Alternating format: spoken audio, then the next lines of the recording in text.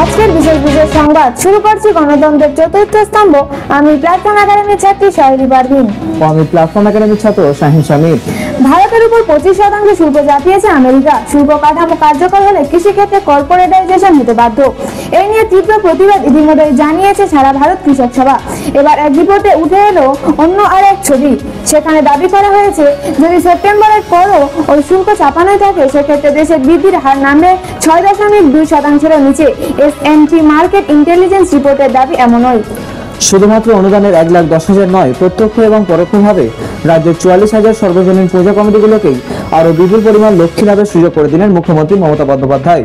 কারণ বিদ্যুতে 80% ছাড়ের পাশাপাশি পুরসভা ও দমকলের ফি মুকুবের মুখ্যমন্ত্রীর ঘোষণায় কমিটিগুলি এক ধাক্কায় 10,000 থেকে 2 থেকে 3 লাখ টাকা পর্যন্ত সুবিধা পাবে বলে শুক্রবার পুজো কর্তারা প্রকাশ্যে স্বীকার করেছেন।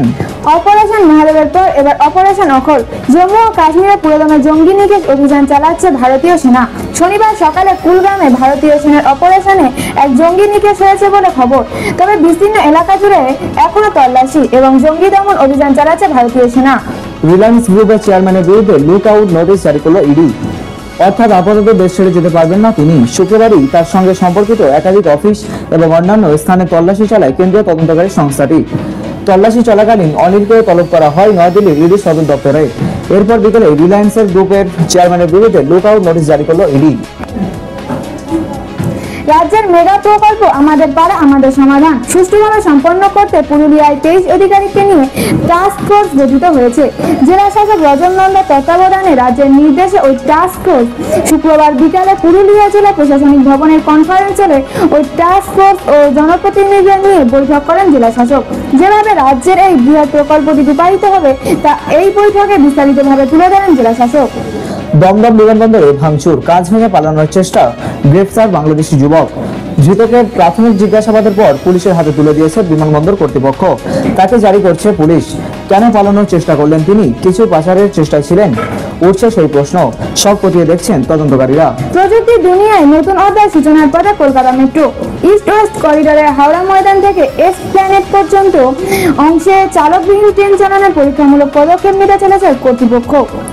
ডোনাল্ড ট্রাম্পের হুমকিতে মোটেও মাথা নোয়াচ্ছে না ভারত, বরং দীর্ঘদিনের বন্ধু রাশিয়ার সঙ্গে সম্পর্ককে গুরুত্ব দিচ্ছে। সরকারি সূত্র মারফত জানা গিয়েছে, ভারতে রুশ আমদানি করানোর কোনো রকম সম্ভাবনা নেই। উল্লেখ্য, শুক্রবার সংবাদ সংস্থা রয়টার্সের একটি প্রতিবেদনে দাবি করা হয়, ভারতের শীর্ষস্থানীয় 4টি তৈল শোধনাগারে নাকি রুশ তেল আমদানি করা বন্ধ করে দিয়েছে। তারপর থেকেই শুরু হয়েছে বিতর্ক। একসঙ্গে সন্ত্রাসের খেলা সমান্তরালভাবে চলতে পারে না, সাফ বুঝিয়ে দিয়েছেন যুবরাজ সিংরা।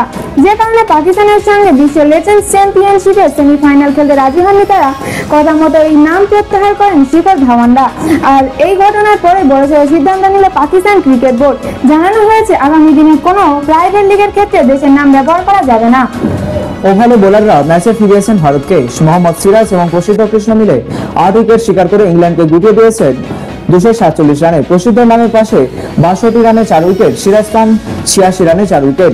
সিরাজের এমন সাফল্যের নেপথ্যে রয়েছে জাসি ভাই। তার নির্দেশেই এই সাফল্য, এমনটাই বলেছেন 31 বছর বয়সী এই ক্রিকেটার। আমরা আপনাদের কণ্ঠস্বর বাছাই করা সঠিক খবর পেতে রোজ চোখ রাখুন ঠিক সন্ধ্যা 7টায় প্ল্যাটফর্ম একাডেমির ফেসবুক পেজে। আবার দেখা হবে আগামীকাল ঠিক সন্ধ্যা 7টায়। সুস্থ থাকুন, ভালো থাকুন।